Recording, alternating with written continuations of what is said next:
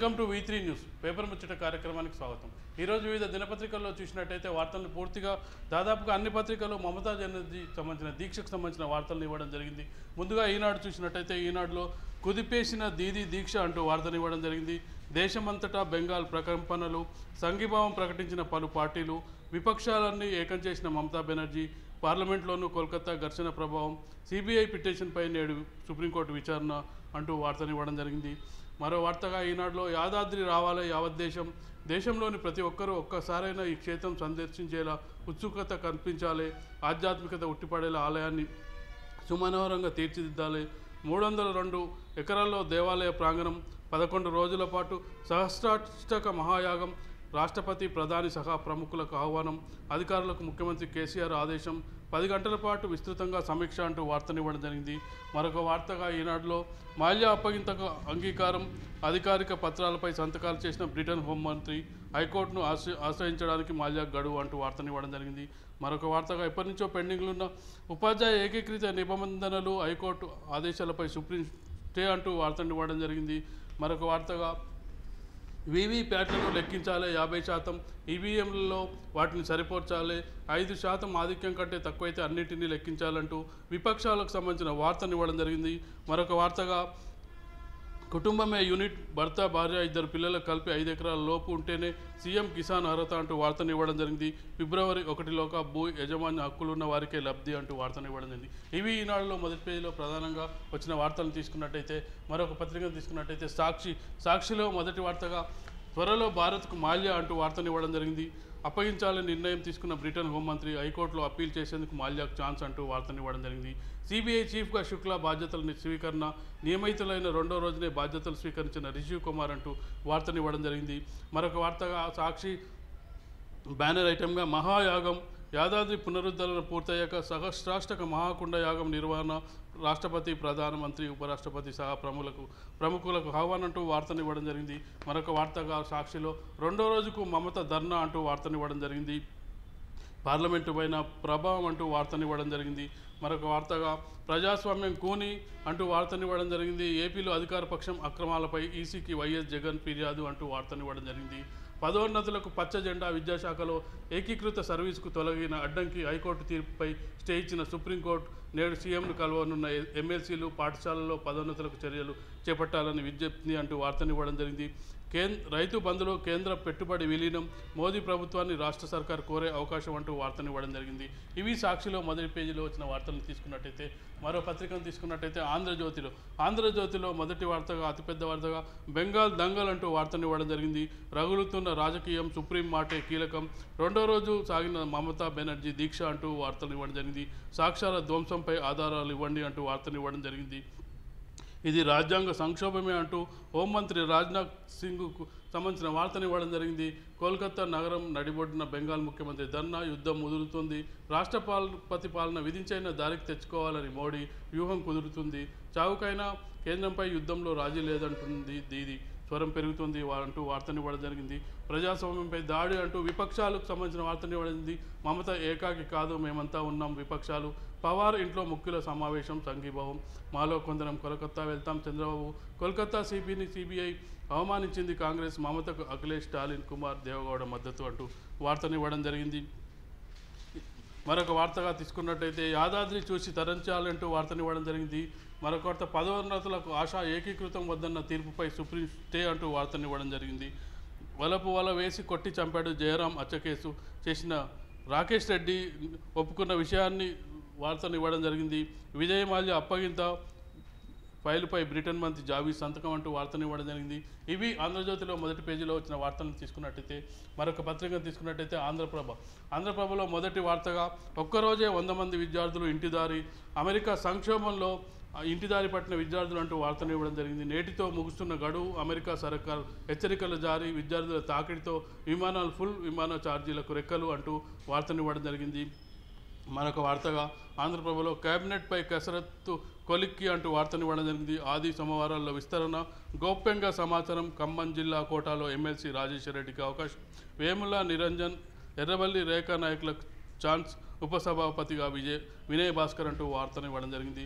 కొత్త నీరు 6 కొత్త ముఖాలకు అవకాశం అంటూ వార్తనివ్వడం జరిగింది. యాదాద్రికి మరిన్ని నిధులు అంటూ వార్తనివ్వడం జరిగింది. ప్రపంచ మార్కెట్లోకి తెలంగాణ బియ్యం అంటూ వార్తనివ్వడం జరిగింది. కేసీఆర్ దార్శనికతకు నిదర్శనం కాళేశ్వరం 90% పనులు పూర్తి అంటూ వార్తనివ్వడం జరిగింది.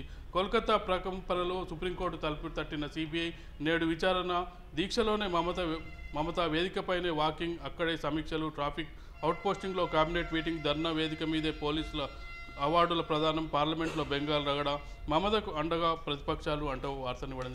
ఇవి ఆంధ్రప్రభలో మొదటి పేజీలో వచ్చిన వార్తలు తీసుకున్నట్టయితే, మరొక పత్రికను తీసుకున్నట్టయితే నమస్తే తెలంగాణ. నమస్తే తెలంగాణలో మొదటి వార్తగా నిధుల కొరత లేదు, ఆధ్యాత్మికత ఉట్టిపడేలా వైభవోత్తంగా యాదాద్రి ఆలయ నిర్మాణాలు ఉండాలి, పునరుద్ధరణ పూర్తయ్యాక సహస్రాష్టక కుండయాగం, దేశ విదేశీ ప్రముఖులకు యాగానికి ఆహ్వానిస్తాం, సీఎం కేసీఆర్ అంటూ వార్తనివ్వడం జరిగింది. మరొక వార్తగా వైభవంగా నాగోబా జాతర ప్రారంభం అంటూ వార్తనివ్వడం జరిగింది. కాళేశ్వరం చారిత్రాకం అంటూ వార్తనివ్వడం జరిగింది. కేసీఆర్ దార్శకతకు ఇది నిదర్శనం అంటూ కేటీఆర్ చెప్పిన విషయాన్ని ఇవ్వడం జరిగింది. మోడీ సర్కార్పై యుద్ధం అంటూ మమతా బెనర్జీకి సంబంధించిన వార్తనివ్వడం జరిగింది. రూపు మార్చుకుంటున్న బెంగాల్ వివాదం, 2వ రోజు కొనసాగిన సీఎం మమత దీక్ష మద్దతు నిలిచిన పలు ప్రతిపక్ష పార్టీలు, దద్దరిల్లిన పార్లమెంట్ ఉభయ సభలు అంటూ వార్తనివ్వడం జరిగింది. నమస్తే తెలంగాణలో మరొక వార్తగా రాకేష్ రెడ్డి హంతకుడు అంటూ వార్తనివ్వడం జరిగింది. జయరాంను తానే చంపినట్టు పోలీసులకు వెల్లడి, పోలీసుల అదుపులో రాకేష్ రెడ్డి, శిఖా చౌదరి మరో 2. తెలంగాణ పోలీసుల నుంచి తప్పించుకునేందుకు ఏపీకి మృతదేహం తరలింపు, తెలుగుదేశం పార్టీలో చురుకుగా ఉన్న రాకేష్ రెడ్డి అంటూ వార్తనివ్వడం జరిగింది. ఇవి నమస్తే తెలంగాణ మొదటి పేజీలో వచ్చిన వార్తలను తీసుకున్నట్టయితే, మరొక పత్రికను తీసుకున్నట్టయితే వెలుగు పత్రికలో మొదటి వార్తగా సంబురం మొదలైంది అంటూ వార్తనివ్వడం జరిగింది. ఆదివాసీల సంబురం మొదలైంది, నాగోబా జాతరకు సంబంధించిన వార్తనివ్వడం జరిగింది. దీదీ ధిక్కారం అంటూ వార్తనివ్వడం జరిగింది. మోడీ సర్కార్పై తాడో పేడో తేల్చుకుంటాం, మమత శపథం, కోల్కతా నడి బజార్లో కేబినెట్ భేటీ, రాష్ట్ర బడ్జెట్ ఆమోదం, ఈ నెల 8 వరకు ధర్నా, ప్రతిపక్షాల మద్దతు, బీజేపీ సిపిఎం విమర్శలు, పార్లమెంటును కూల్పేసిన బెంగాల్ లొల్లి, సిబిఐ కొత్త బాస్కు తొలి రోజే సవాల్ అంటూ వార్తనివ్వడం జరిగింది. మరొక వార్తగా టీచర్ల ప్రమోషన్లకు లైన్ క్లియర్ అంటూ వార్తనివ్వడం జరిగింది. ఏకీకృత సర్వీస్ రూల్స్ అమలుకు సుప్రీంకోర్టు ఓకే, రాష్ట్రపతి సవరణ ఉత్తర్వులు చెల్లవంటూ హైకోర్టు ఇచ్చిన తీర్పుపై స్టే, ఉపాధ్యాయ సంఘాల హర్షం, వెంటనే పదోన్నతులకు డిమాండ్ అంటూ వార్తనివ్వడం జరిగింది. గుజరాత్ ఏం చేస్తుంది, బీజేపీ ఆదుకుంటుందా అడ్డుకుంటుందా అంటూ వార్తనివ్వడం జరిగింది. 3 దశాబ్దాలుగా బీజేపీదే హవా, కమలం జయత్యాత్రకు తొలి అడుగు, నాయకత్వాలు దెబ్బతిన్న విపక్షాలు ఇప్పుడిప్పుడే తెరపైకి, యువనేతలు అసెంబ్లీ ఎన్నికల్లో గట్టి పోటీ, సామాజిక సమీకరణలతో కాంగ్రెస్ ప్రయోగాలంటూ వార్తనివ్వడం జరిగింది. పెద్దలకే పంచాయతీ, కింద సర్పంచ్ కుర్చీలో వాళ్ళు అంటూ ఒక ప్రత్యేక కథనాన్ని ఇవ్వడం జరిగింది. ఇవి వెలుగులో మొదటి పేజీల్లో ప్రధానంగా వచ్చిన వార్తలను తీసుకున్నట్టయితే, ఈరోజు వివిధ దినపత్రికల్లో వార్తలపై విశ్లేషణ కొనసాగించే ముందు ఒక చిన్న బ్రేక్ తీసుకుందాం. ఇప్పుడు ఒక చిన్న బ్రేక్.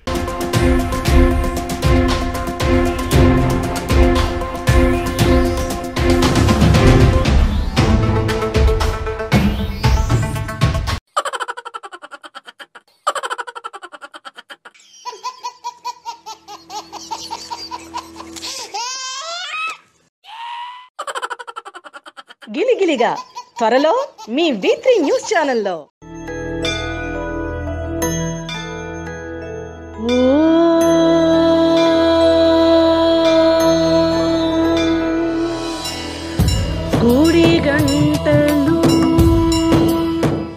గుడి గంటలు త్వరలో మీ V3 న్యూస్ ఛానల్లో. నేను మా తమ్ముడు రాజుగాడు రచ్చబండ ముచ్చట్లల్లా మన V3 న్యూస్ ఛానల్ జల్దీనే వస్తున్నాం, జర చూడుండ్రి. రచ్చబండ ముచ్చట్లు మీ V3 న్యూస్ ఛానల్లో త్వరలో.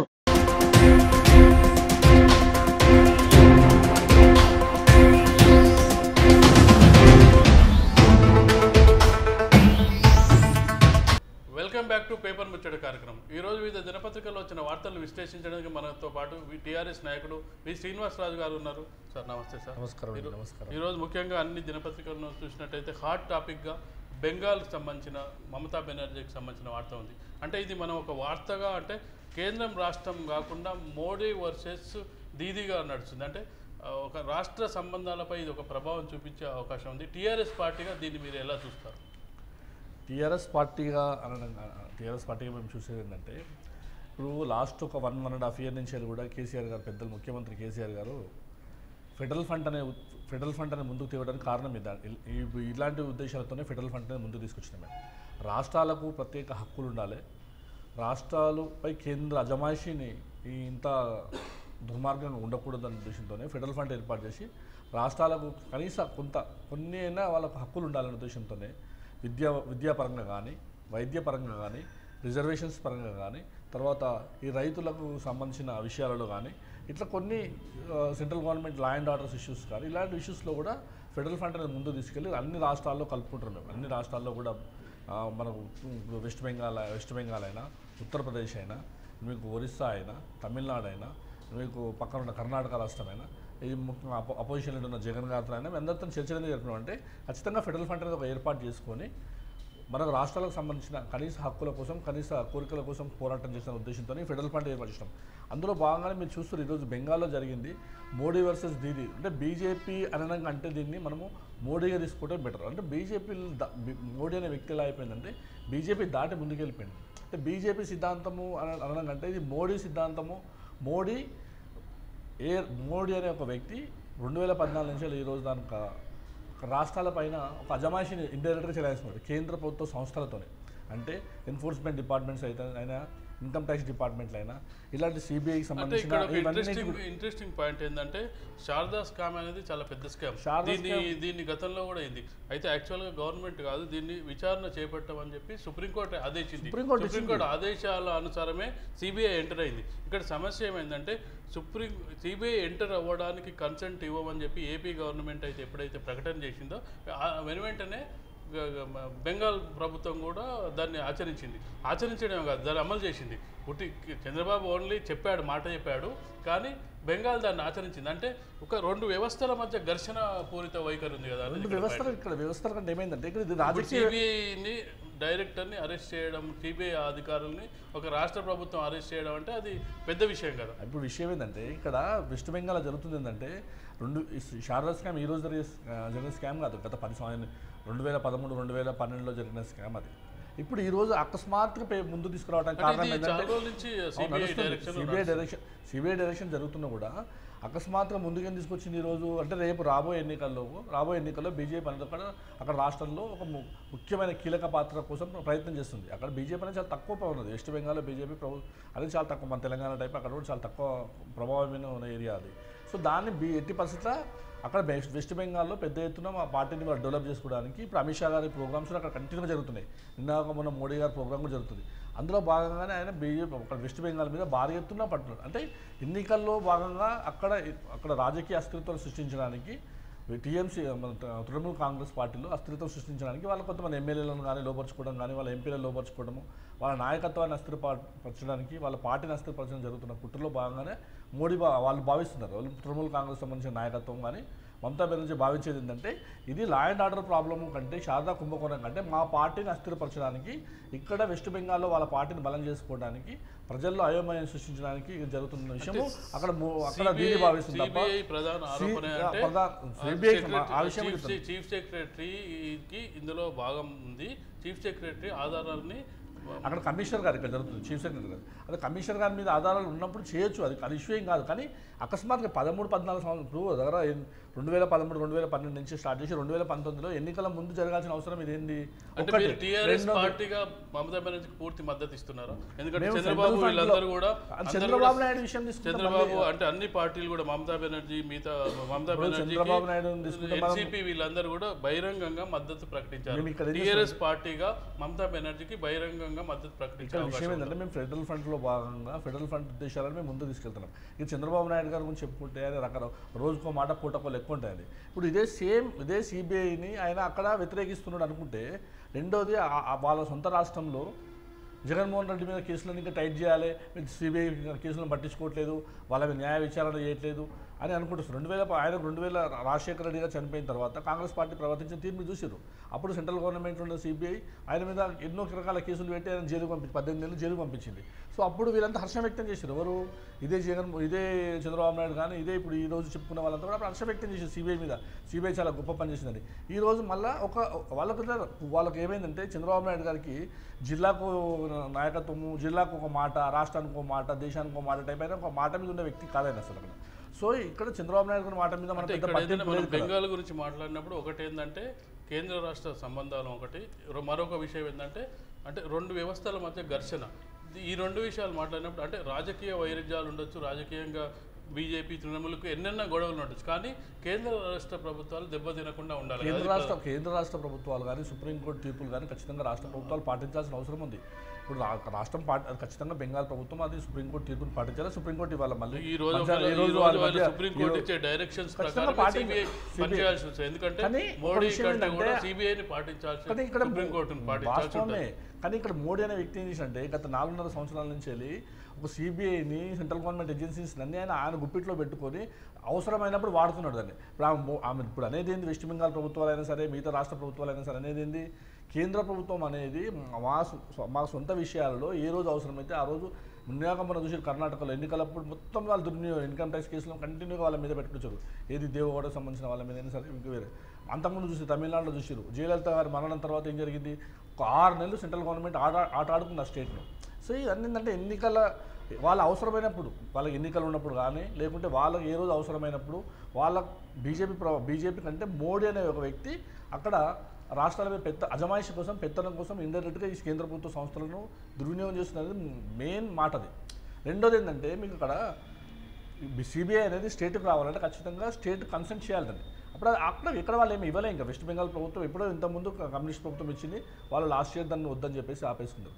అయితే కేంద్ర ప్రభుత్వం సంబంధించిన సిబిఐ రాష్ట్రంలో ఎంక్వైరీ చేయాలంటే ఖచ్చితంగా రాష్ట్ర ప్రభుత్వం ఒప్పుకోవాలి, లేకుంటే కోర్టును ఒప్పుకోవాలి. ఇప్పుడు వాళ్ళు కోర్టు త్రూ వచ్చినారు వాళ్ళు, కానీ అక్కడ వీళ్ళు అరెస్ట్ ఏం చేయలేదు. సిబిఐ అధికారులు ఏమి అరెస్ట్ చేయలేదు, వాళ్ళు అరెస్ట్ చేయలేదు. లేదు అర్ధరాత్రి అరెస్ట్ చేయలేదు. వాళ్ళు ఏమంటారంటే మీ దగ్గర వారెంట్లు ఉన్నాయా లేవా చెక్ చేస్తాం మేము, అసలు మీరు ఒరిజినల్సా కాదా, మీరు వారెంట్స్ ఉన్నాయా లేవా అని చెక్ చేయడం కోసం వాళ్ళు పోలీస్ స్టేషన్ తీసుకెళ్ళారు. తర్వాత ఆ క్రమం జరుగుతుంటూ వస్తున్నది.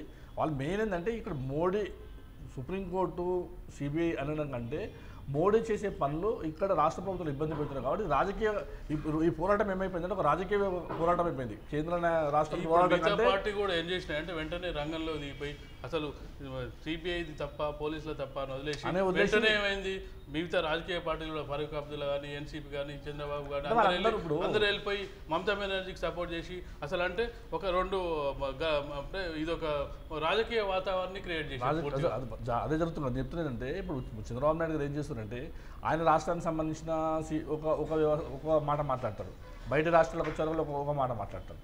సో అందులో భాగంగా ఏంటంటే వాళ్ళు కొంతమంది ఆమెతోని ఫెడరల్ ఫండ్లో భాగంగా మమతా బెనర్జీ ఉన్నది, తర్వాత వీళ్ళతో కూడా కలిసి తిరుగుతున్నారు. కాబట్టి వాళ్ళు రాజకీయ నాయకత్వం ఏంటంటే ఖచ్చితంగా ఒక ముఖ్యమంత్రికి ఇంకో ముఖ్యమంత్రి సపోర్ట్ చేయడం అనేది కామన్ అక్కడ. అది ఇప్పుడు నిన్న సార్ ఇప్పుడు మేమైనా వాళ్ళైనా ఇక్కడ మనకి ఇబ్బంది జరిగితే పక్క రాష్ట్రం సపోర్ట్ చేస్తారు, అక్కడ ఇబ్బంది జరిగితే మనం సపోర్ట్ చేస్తాం.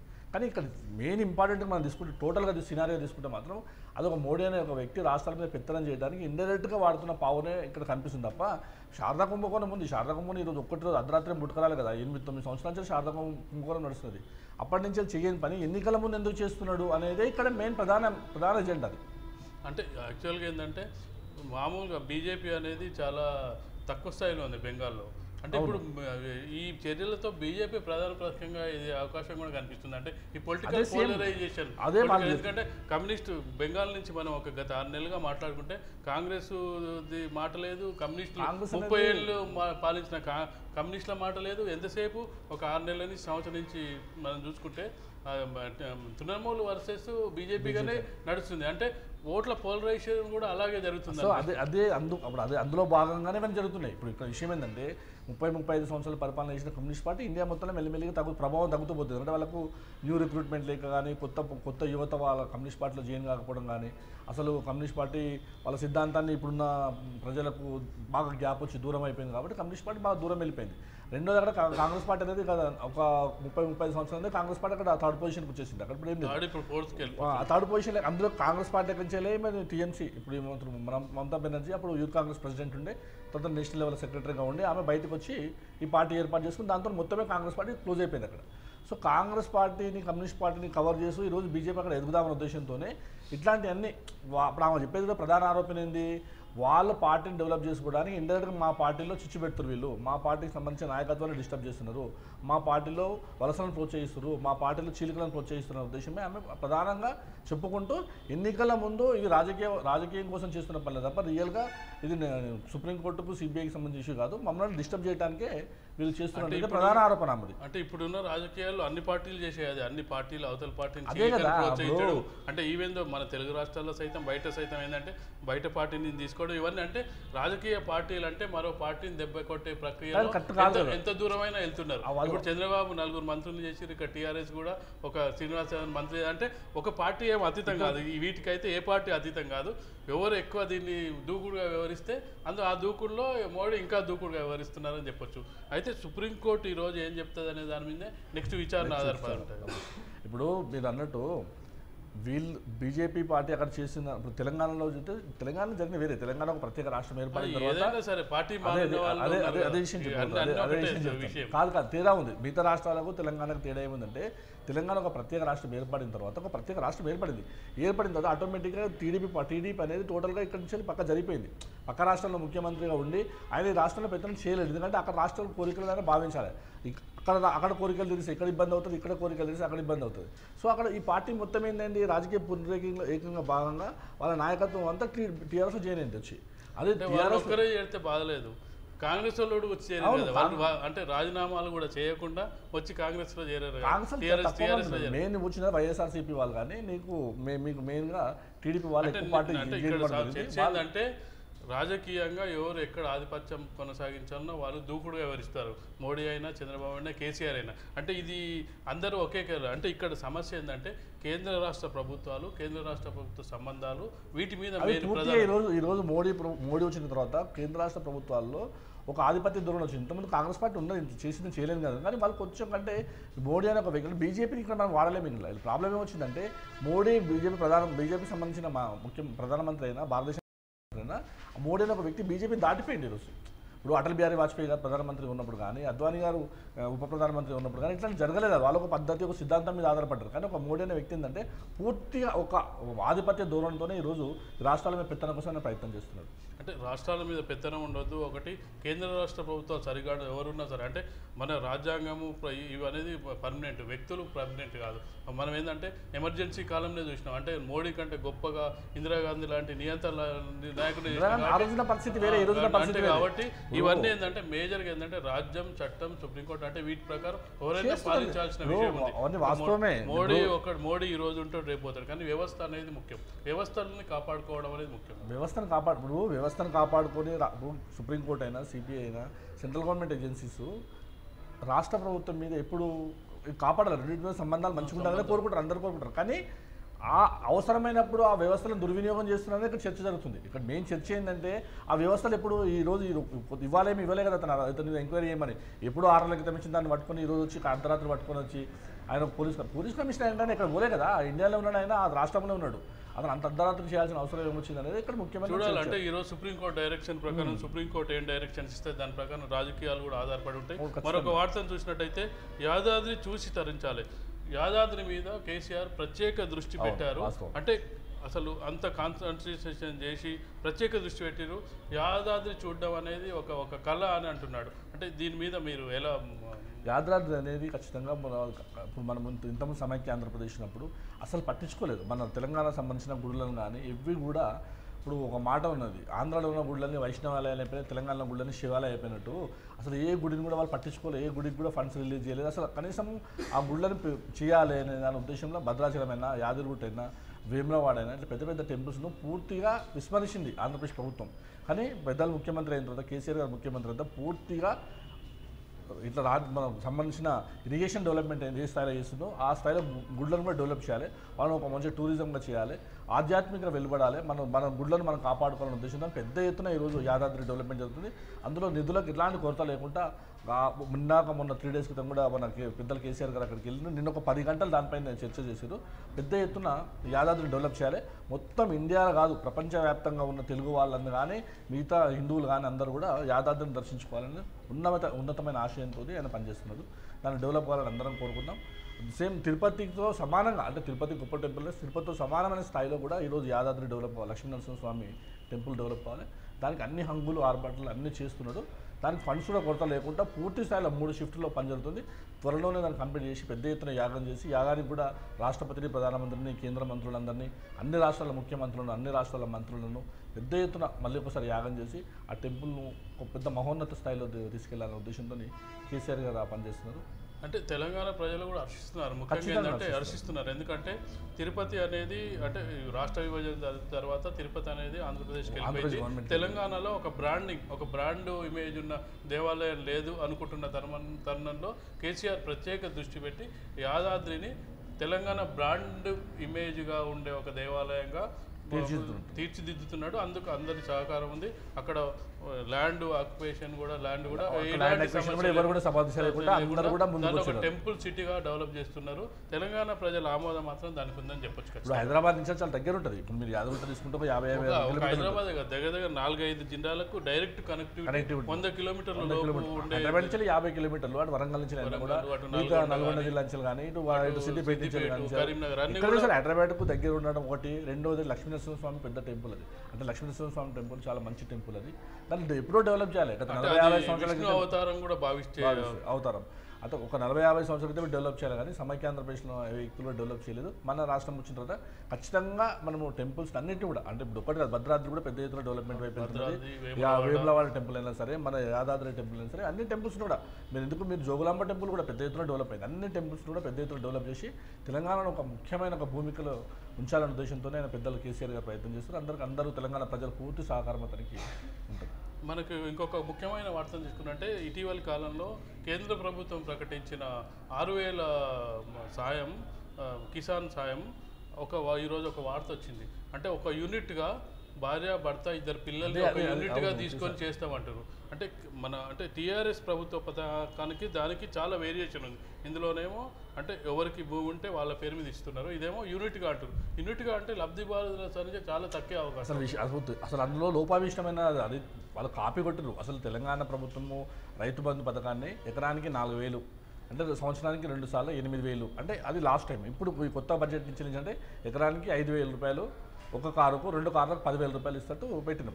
అంటే కానీ వాళ్ళ కాపీ కూడా పేరు మీద ఉంటే వాళ్ళందరికీ వచ్చే అవకాశం. ఇక్కడ ఏంటంటే యూనిట్ అంటే 4 కుటుంబ సభ్యులు యూనిట్ అంటే 5 ఎకరాల లోపు ఉండే మొత్తం కుటుంబం అంతా ఉండే అంటే లబ్ధిదారుల సంఖ్య చాలా అంటే లిమిటెడ్ గా. అదే వీళ్ళు అంటే కాపీ కూడా కట్టుకొట్టలేకపోయారు బీజేపీ లేదంటే దాని అసలు రైతు బంధు పథకం అనేది తెలంగాణ ప్రభుత్వ పథకాన్ని. ఆ పథకానికి కాపీ కూడా కట్టుకొట్టకుండా వాళ్ళు ఇచ్చేది కూడా అంటే ఘోరమైన సంవత్సరానికి 3 సార్లు ఇస్తాము, అంటే 2,000 3 సార్లు ఇస్తాము. అది అకౌంట్లో ఇస్తాం. కొంతమందికి అకౌంట్స్ లేవు, కొంతమందికి అసలు నీకు రకరకాల అలా మైనస్ పాయింట్ అదితో కాకుండా ఇప్పుడు కుటుంబాన్ని ఎట్లా తీసుకుంటారు, ల్యాండ్ ఎవరికి ఉంటే వాళ్ళకి ఇవ్వాలి. ల్యాండ్లో ఇప్పుడు అందరూ కలిసి ఉంటారు, విడిపోతారు. ఇప్పుడు ల్యాండ్ నాకు ఉంటుంది, మా భార్య పేరు ల్యాండ్ ఉంటుంది, ఎవరికి సార్ 5 ఎకరాలు అనేది వాళ్ళు లిమిటేషన్ చేశారు. తెలంగాణ ప్రభుత్వం లిమిటేషన్ లేకుంటే ఎకరానికి 4,000, వచ్చే సంవత్సరానికి 5,000 ఇస్తుంది. కొన్ని అమౌంట్ తగ్గించిన తర్వాత కూడా దాన్ని ఎకరానికి లిమిటేషన్ చేసి మళ్ళీ ఇప్పుడు కుటుంబానికంటే అసలు లబ్ధిదారులు ఉంటుంది. అదొక లబ్ధిదారుల సంఖ్య చాలా తక్కువ ఉంటుంది. దాంతోపాటు కుటుంబం అంటే అసలు లబ్ధిదారులు అసలు 10% పడిపోయే అది ఒక ఎన్నికల స్టంట్. రేపు మోడీ గారు అన్ని ఇట్లనే అంటే ఇంకొక ప్రయత్నం చేసే భాగంగా తప్ప అంతా అది. ఇంకొకటి ఇక్కడ ఒక వార్తల కథనం ఏంటంటే ఈ కేంద్ర ప్రభుత్వ పథకాన్ని కూడా రాష్ట్రంలో విలీనం చేసే ఏమైనా ప్రతిపాదన ఉందా అంటే ఒక వార్తా కథనం వచ్చింది. అంటే ప్రతిపాదన అనేది కరెక్ట్గా మనకు దాని ఇక ఇప్పుడు స్టార్ట్ అవుతుంది ఏమో ఒక పేపర్లో వచ్చింది తప్ప దాని మీద అఫీషియల్ కాదు. కానీ మెయిన్ ఏంటంటే అసలు ఆ ప్రతిపాదన చేసినవే కేంద్ర ప్రభుత్వం పథకమే లోపాయిష్టం అది కేసీఆర్ గారు ఒప్పుకోరు అసలు కాదు. ఆయన పథకమే అసలు అది తప్పు పథకం. అసలు ఆయన పెట్టించిందే రైతులకు 3 సంవత్సరానికి 3 సార్లు ఇస్తాం, 2,000 ఇస్తాం. అసలు 2,000 ఇస్తే ఏం వర్కౌట్ అవుతుంది రైతులకు? ఈరోజు ఎంత రైతులు ఎంత దీనావస్థలు ఉన్నారు. ఈరోజు వాళ్ళ పెట్టుబడికి ఎంత అవుతుంది, డబ్బులు అవుతున్నాయి, యూరియాకి ఎంత డబ్బులు అవుతున్నాయి, కెమికల్స్కి ఎంత డబ్బులు అవుతున్నాయి, అసలు కూలీలు ఈరోజు 500 నుంచి 700 రూపాయలు కూలీ ఉంది. ఏంటంటే ఇప్పుడు దేశవ్యాప్తంగా ఈ పథకం లేదు. దేశవ్యాప్తంగా అంటే నార్థన్ స్టేట్లలో ఇట్లా అక్కడ ఏమన్నా అంటే మనం ఒక ఎప్పుడైనా మంచి పథకం ఉన్నప్పుడు ఒక బాలేని పథకం పెట్టినప్పుడు అది పెద్ద మనకు కనిపించదు, కానీ అసలు లేని వాళ్ళకి అది ఏమైనా యూజ్ అవుతుంది. అదే అసలు లేని వాళ్ళకి ఇప్పుడు ఇండియాలో ఎక్కడ కూడా కూలీ రేట్లు భయంకరంగా ఉన్నాయి. వాళ్ళు అసలు ఆయన అది పెట్టడం చాలా తక్కువ పెట్టిండు. ఇప్పుడు మన నల్గొండ జిల్లాలో తీసుకోండి, మీరు మన తెలంగాణలో తీసుకోండి, ఆంధ్రప్రదేశ్, కర్ణాటక, కేరళ, మహారాష్ట్ర కూడా తీసుకుంటే మీకు కూలీ రోజు 500 రూపాయలు కూలీ రేట్ ఉంది. అసలు కూలీ రేట్ ఇచ్చిన 2,000 రూపాయలు ఒక 4 కూలీలకు సరిపో. అసలు ఎక్కడ వర్కౌట్ అవుతుంది? పోనీ నీకు ఏమన్నా పెట్టుబడి ఎంత అవుతుంది, దిగుమతి ఎంత వస్తున్నది, దిగుమతి రేట్ ఏమున్నది? రైతులకు రేట్ లేకనే కదా ఈరోజు ఆ విషయం మీద చర్చ చేసి అట్లా ఏమి ఉండాలి తప్ప వీళ్ళు ఇచ్చిన అమౌంట్ చాలా తక్కువ. బ్యాలెన్స్ లేదు అంటే పథకాన్ని అసలు ఆయన పూర్తిగా చర్చ జరపకుండా ఏదో రాత్రి మొన్న జిఎస్టీ కూడా అట్లనే చేసిండు. మొన్న 10% రిజర్వేషన్స్ అంటే అవైపోయి ఉన్నది. మళ్ళీ ఈ పథకాలు ఏంటంటే ఏదో ఆయన ఎన్నికల కోసము ముందుకెళ్ళటమే తప్ప ఓన్లీ ఎన్నికల స్టంట్లో భాగమే ఇవన్నీ. థ్యాంక్ యూ శ్రీనివాసరాజు గారు. ఈరోజు పేపర్ ముచ్చట కార్యక్రమానికి వచ్చి మీ అభిప్రాయాలు తెలిసి ఇది పేపర్ ముచ్చట కార్యక్రమం. తిరిగి రేపటి కార్యక్రమంలో కలుసుకుందాం. అంతవరకు సెలవు. నమస్కారం.